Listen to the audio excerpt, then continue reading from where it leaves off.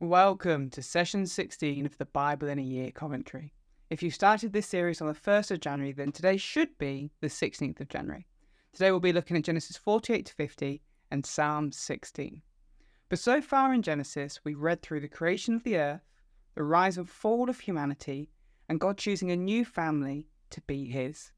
This led us through the lives of Abraham, Isaac, Jacob, and now Joseph. Joseph, sold into slavery, rose to power in Egypt and saved the nation from famine. His brothers who sold him into slavery ended up seeking his help without even knowing it. Joseph tested their character and, content with their change, revealed his identity to them.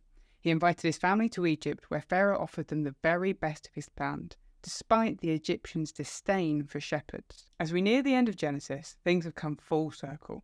Jacob, like his grandfather Abraham, is driven to Egypt by famine. God spoke to Jacob again at Beersheba, where his journey first began. The family that moves with Jacob to Egypt totaled 70 people. This 70 was used to symbolize the whole family, but perhaps was also a nod to the 70 nations in Genesis 10. Finally, Jacob is dying and wants to give his son some final words, which is where we pick up today. So let's jump in with Genesis 48 to 50. We mentioned in day 9 that God subverts the expected things to make it clear that he is in control. He chose Jacob over his older brother Esau, and in this chapter we see him choose Ephraim over his older brother Manasseh, and Judah over his older brother Reuben. Jacob is dying, and first of all he calls Joseph's and his 2 sons in. He wants to adopt Joseph's sons as his own, so that they may share equal blessing with the rest of his sons. Eventually, they would become the tribes in the future nation of Israel. This was a fairly common practice at the time, so he begins to bless them, but gives Ephraim a greater blessing than Manasseh, despite him being younger. This annoys Joseph, who tries to stop him, but Jacob explains this is how it's meant to be. When we fast forward to the time of the 12 tribes, we do see Ephraim is much more prosperous, and when the nations eventually split into 2, the northern kingdom often takes on the name of Ephraim. This northern kingdom is also called Israel and sometimes Joseph. Then Jacob moves on to his own sons. I'd love to unpack them all, but for now let's just unpack a few.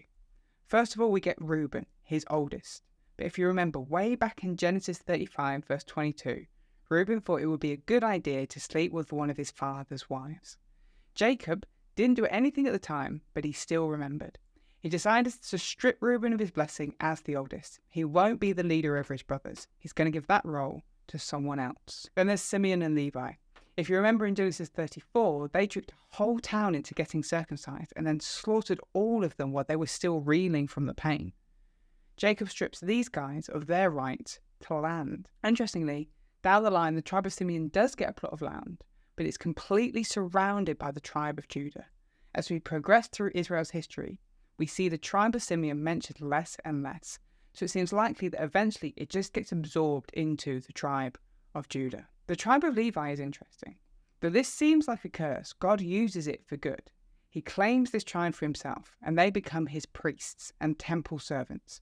So when they get spread across Israel, they become God's servants to the entire nation. Next up is Judah. He is given Reuben's blessing to be the most significant tribe leader over all the rest. Later on, when the tribes are wandering in the desert after leaving Egypt, we see that Judah's tribe is the biggest. It's from Judah's tribe that King David was born, and all the kings that followed him.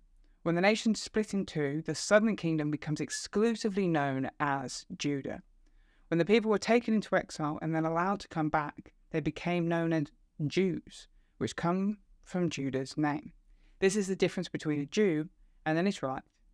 And Jesus himself came from the line of Judah. The last brother I want to look at is Dan. Jacob says that he shall judge his people as one of the tribes of Israel. In other words, Dan will definitely be a tribe along with all the other tribes. But Jacob also says that Dan will be like a serpent. As we read on through the Bible, we will see the tribe of Dan struggles to claim land for themselves, and a few times cause problems for the rest of Israel. Finally, Jacob dies, and Joseph's brothers become scared that he might punish them now their father is dead. Instead, we get this important line, "As for you, you meant evil against me, but God meant it for good." Genesis 50 verse 20. As we looked at yesterday, this line is the heart of the book of Genesis. Right at the beginning of the book, we had Adam and Eve choose to eat the fruit of the knowledge of good and evil. Then all through Genesis, we see people take what God made good and use it for evil. But the author wants you to know that despite all of that, it is the heart of God to take what humans intend for evil and make it good. Perhaps there is evil in your life. Maybe someone is treating you poorly. Maybe you're suffering from an illness. In that case, seek God, pray to Him, and trust in Him, because it is His desire to take this evil and ultimately turn it into good. And so we finish Genesis. We've journeyed from the story of creation to Adam and Eve's fall and the decline of humanity. We read how God spread out humanity and then choose a new family to restore creation to Himself. With that family, we've journeyed through the lives of Abraham and Isaac and Jacob, and now his 12 sons. Finally, we have a large family prospering in Egypt, while the rest of Egypt are subservient to the Pharaoh.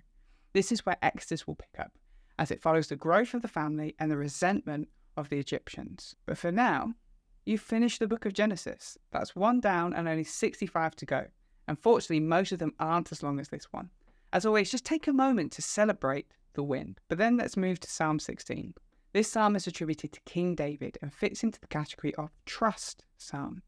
These psalms sing of confidence in who God is. Here's a summary of the structure, but I would recommend checking out the written version of this commentary in the description to see the structure properly for yourself. But we start with verses 1 and 2, the Lord is my refuge. Verses 3 to 4 contrast between those who are committed to the Lord and those who worship other gods. And verses 5 to 6 is the Lord is my portion.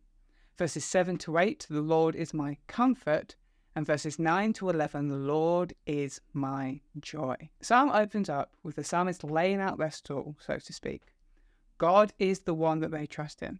As far as they're concerned, there is nothing good that can be found outside of God. Those that are equally faithful to God are an encouragement to the psalmist, but those that choose to worship other gods choose a way of sorrow.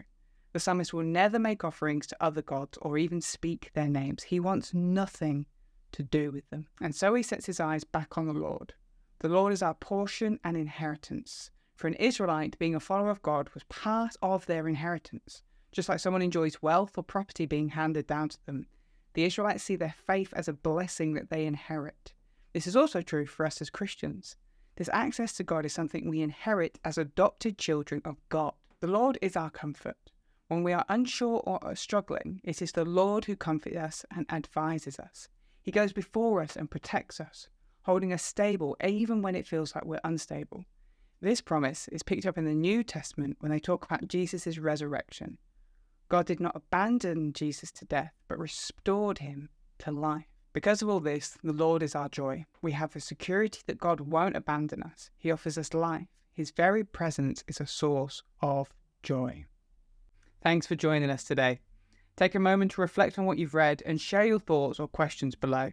If you're watching in the future, then you can click here for the next session, or you can find the full playlist just down here.